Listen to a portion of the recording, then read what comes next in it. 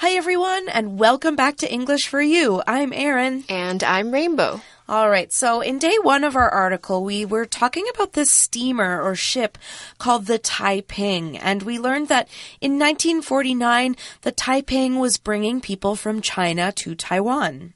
Ooh, what happened then? There was a big disaster. So they were trying to come over to escape the communist rule there, but there were way too many people on the boat. That's right. So we saw that the boat should have only had 500 people on it, but it could have had up to 1,500 people on it.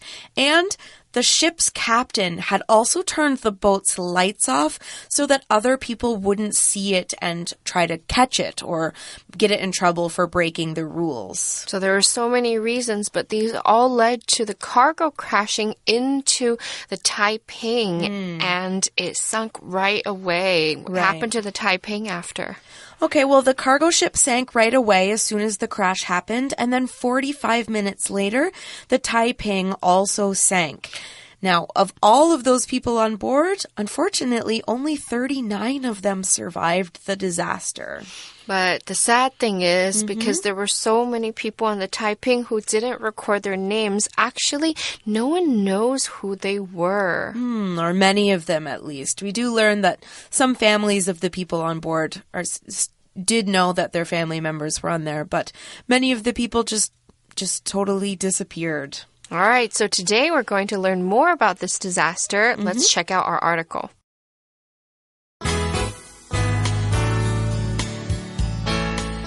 Reading.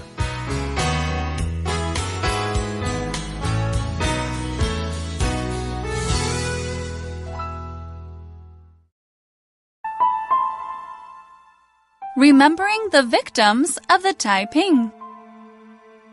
A memorial to the victims of the Taiping disaster was first built in 1951, next to Taiwan's Keelung Harbor. Shortly after, however, the site became military property.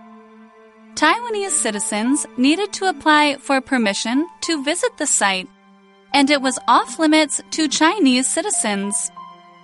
In 2008, families of the Taiping victims began pressuring the government to move it to a public space. The first organized memorial event took place in 2010. The friends and families of the victims sailed to the area where the Taiping sank. They cast 1,000 white flowers and 1,000 paper cranes in the water.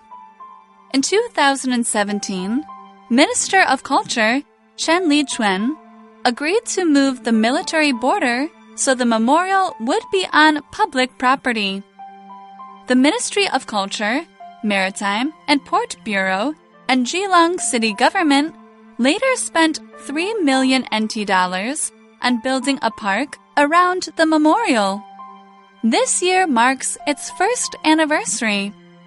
The project honors the dead and helps promote Keelung's cultural and historical importance.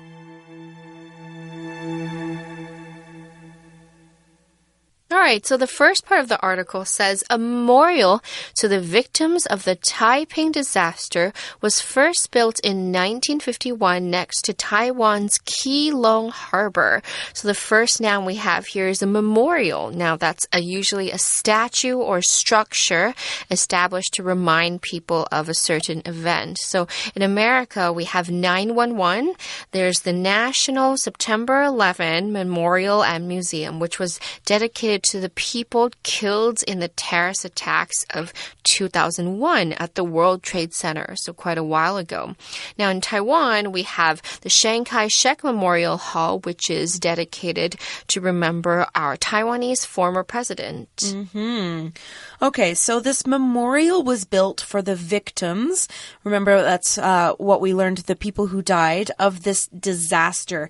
Now, we've said the word disaster a few times already in this article, so it's about time we learn it. A disaster is a sudden or very bad event that causes a lot of harm, suffering, or death.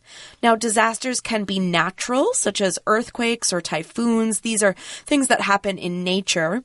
Or they can be man-made, such as large car accidents, buildings collapsing because they weren't built properly, or, even a bomb explosion, something like this. So something very bad that happens where maybe a lot of people get injured or hurt is a disaster. That's right. And if you think something terrible has happened, even if it's not really, really a natural disaster, you can say, oh my gosh, I'm so upset. This is a disaster. This means everything's falling apart and you're worried about it. Okay, so the next sentence says, shortly after, however, the site became military property. So shortly after, this phrase is a connecting phrase or transition phrase, which means happening a very short time before or after something. Well, actually, right after, not long after. This indicates when an event happens right before another event. So I can say, my parents got married shortly after the war. Okay, so the war happened and then very soon after they got married. Yeah. Okay. All right, so we see here that this memorial was built, so we have a memorial now, but right after it was built, the site where the memorial was became military property. Now, property here is a piece of land or a building that belongs to a certain person or organization. Now, military property is land that can only be used by people in the army or military, and usually the public can't go to these places without permission.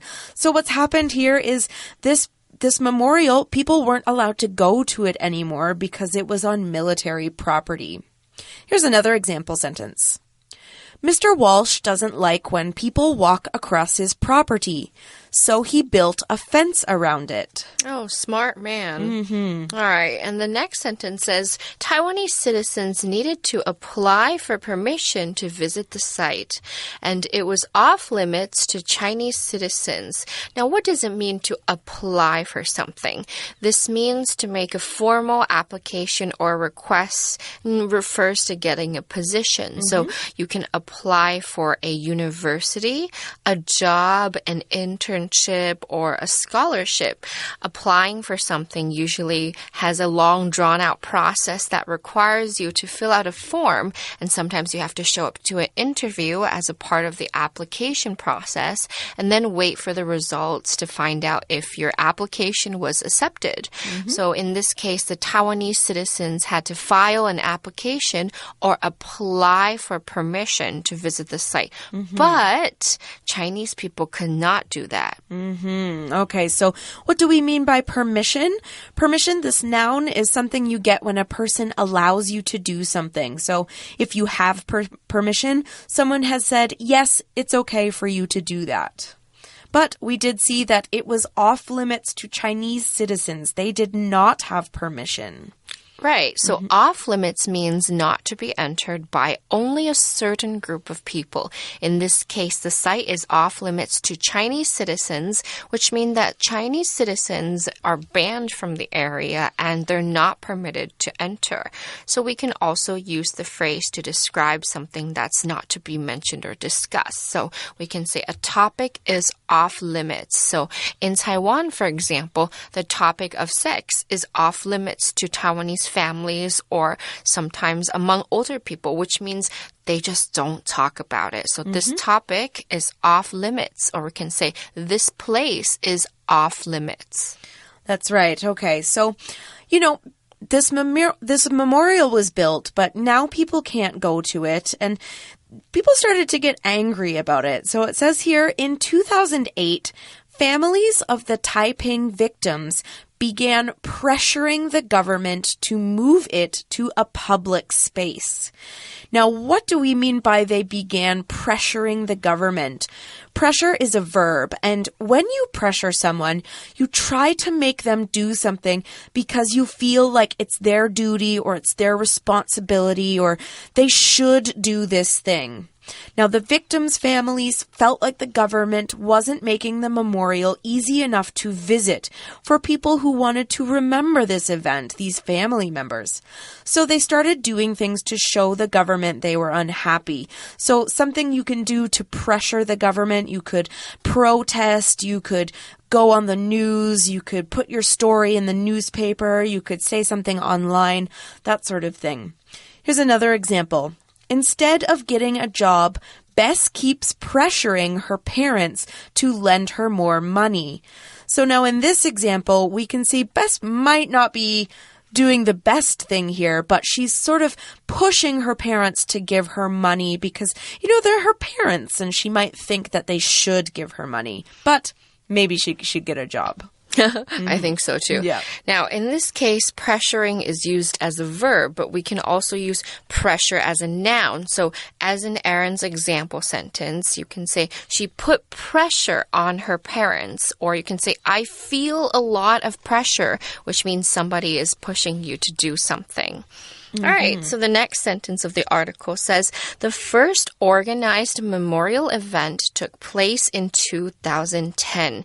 The adjective organized is to describe an activity that a person or a group of people are doing together in a very structured way that is planned rather than doing it by themselves. So when we talk about an organized event, the verb form is organize, meaning to put together. Now, organized event is formal, and a lot of people hold an official event. So if you want to use organize on its own, you can also say, I want to organize my room. Now, that doesn't really mean that I have an official event, but it just means putting things in order and arranging things the way that you like them.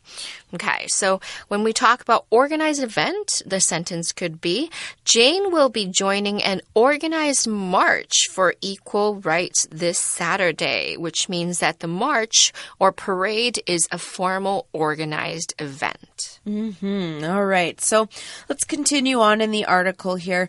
It says, the friends and families of the victims sailed to the area where the Taiping sank. Okay, so the family members of these people who were on the boat, they got on another boat later in life, so in 2010, okay, and they sailed to where the Taiping sank. Now, you might notice that we have the word where in this sentence emphasized. Now, that's because it's our grammar pattern. And here, what we're doing is we're using a clause to give more information about the location of something. Now, of course, we use the word where to show that we're talking about location. So if we look at the sentence above, the friends and families of the victims sailed to the area where the Taiping sank. We mentioned the victims sailed to the area. However, we don't have enough information for this to make sense. The victims sailed to the area. We don't know what area.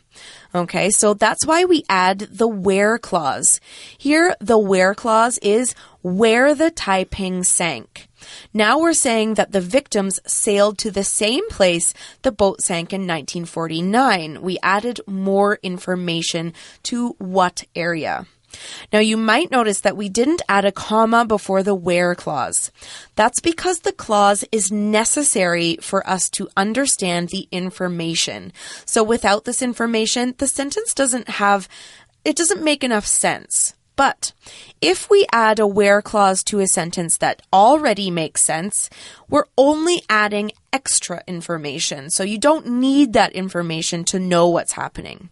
In that case, the clause isn't needed, but it just gives us more information. So in that case, we do use a comma. Here's an example. I will be going to the gym by my house after work, where I will work out for an hour. So I added a where clause, but I already know that I'm going to the gym and the gym is by my house. So the extra information it's not really needed. So that's why we used a comma in that sentence.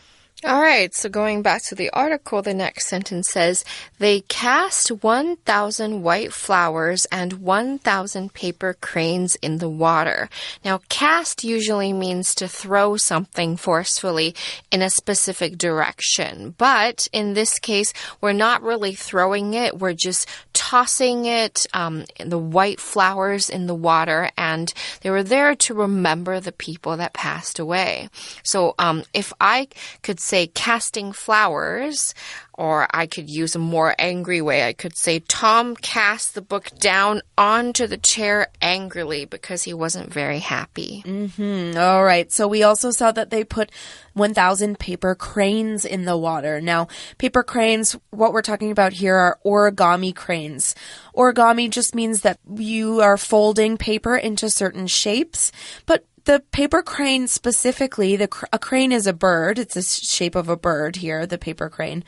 This is an international symbol of peace, and actually so is the color white. So white is also sometimes a color of mourning to show that you are sad about someone passing away. And the paper crane and the color white are both powerful signs to show people's emotions.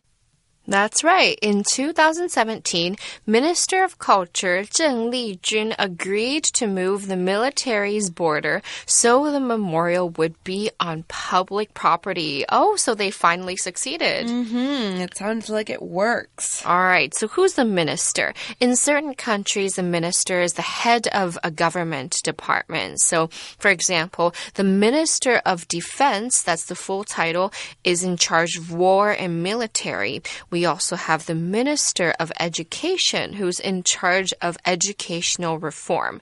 Now, if we don't have a formal title that comes after minister in the department, we can just say this person's a minister. Now, this is a different job. A minister is somebody who works in a church as a member of the clergy or church government, kind of like a pastor. All right. So what did the Minister of Culture do? She moved the military border. Now, a border is a special line that divides two countries or other areas from each other. Now, you often can't see this line in real life, of course, unless there's a fence or a wall that goes in between the two countries or places.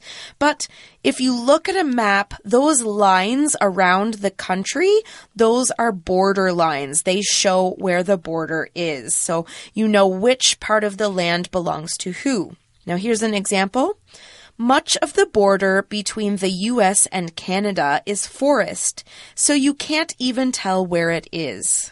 The Ministry of Culture, Maritime and Port Bureau, and Keelung City government later spent $3 million on building a park around the memorial. Wow, that's a lot of money. Yeah, but I imagine it looks really nice. And you know what? People can visit now, which is what they wanted. So that's great. And it says here, this year marks its first anniversary. So it in the sentence is the park and the memorial's first anniversary. Now, an anniversary is a special date that people celebrate something important on or something that happened in the past. Now, different people have different anniversaries for things. So if you have a wedding anniversary, your wedding anniversary will be different from other people's, right? Maybe your parents got married on December 10th and your friend's parents got married on March 7th. Those are different anniversaries. But anniversaries can be the same for everyone sometimes, such as this anniversary. So the anniversary for this memorial will be the same day every year, and everyone will celebrate it on that year.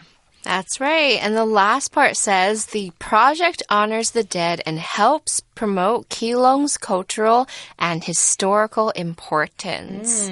So here the word importance says it means something that's very important. It's a noun, so it's very significant. We can place adjectives before the word importance to describe what's important. So cultural importance or historical importance are how they matter to us.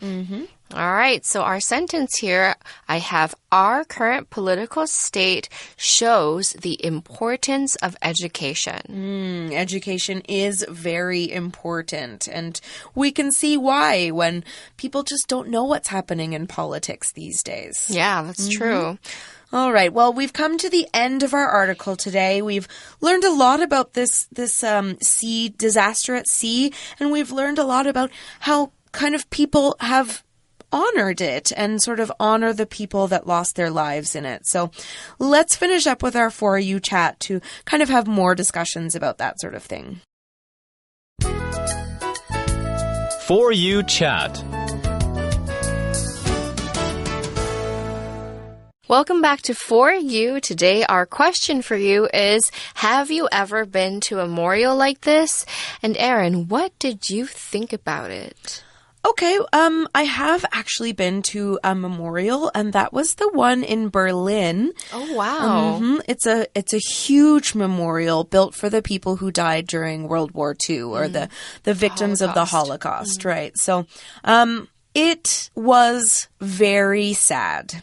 The memorial, like, I can kind of describe what it looks like, but a better idea is to go online and sort of search for it in Google. But it's a lot of very large stone blocks in a city, and they're all different heights and different sizes, and you can kind of wander around and get a little bit lost in them. There's no names, there's no markings on them, but it makes you feel very strongly about sort of what happened in that country and the surrounding countries, and it just makes you think a lot, I guess. Was that the wall? No, I did go to the Berlin Wall, so that's kind of like a memorial. There's not a lot of it left, but the parts that are left are like a memorial to the sort of communist regime in Germany. But this was the one sort of for the Holocaust, so two different things. But yes, Germany has seen a lot of disasters in its history, a lot of strong cultural and political events that happened there, sort of thing. So if you ever get the chance to go there, I do suggest going to see these memorials. It'll make you think a lot about humanity and life. Yeah, it's a very important part of history. If you're a little bit closer in Asia, I've been to a memorial in Cambodia that commemorated a lot of mass assassinations, and the entire building was exactly the place where they happened. So there were prisons, and it was also quite sad, but I think seeing the construction as it was back then really brings you back in time to that location, and you can feel how the history affected the people there. Right. And you know what? We need to remember these things so we don't make these mistakes in the future. Memorials are important. Right. All right, guys, we are all out of time. We can't talk any more about the memorials we've seen. It's your turn. So go and have a chat about it. And we'll see you again next time. Bye-bye. Bye. Remembering the victims of the Taiping. A memorial to the victims of the Taiping disaster was first built in 1951, next to Taiwan's Geelong Harbor. Shortly after, however, the site became military property. Taiwanese citizens needed to apply for permission to visit the site, and it was off-limits to Chinese citizens. In 2008, families of the Taiping victims began pressuring the government to move it to a public space. The first organized memorial event took place in 2010. The friends and families of the victims sailed to the area where the Taiping sank. They cast 1,000 white flowers and 1,000 paper cranes in the water.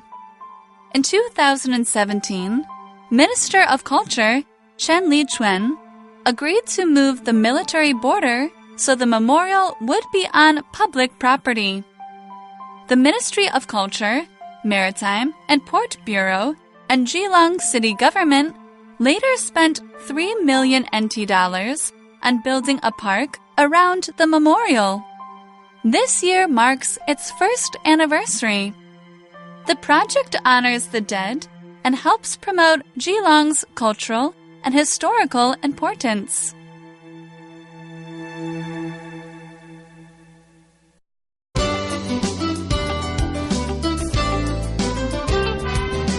Vocabulary Review.